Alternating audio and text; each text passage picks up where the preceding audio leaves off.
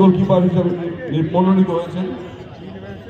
রাজেশকে আমরা মঞ্চে রাখছি, পুরস্কার তুলে দেবেন সুকান্ত পাল, বিধায়ক আমদা। বেস্ট গোলকিপার রাজেশ খালনা পারিজাত।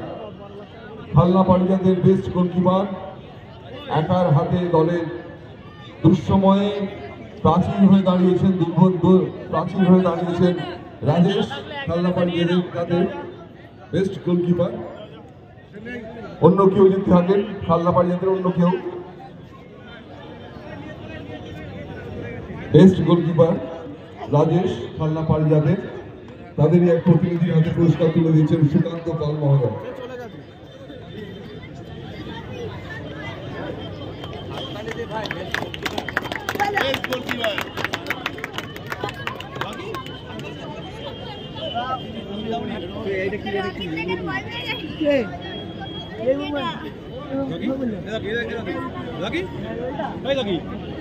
শোনা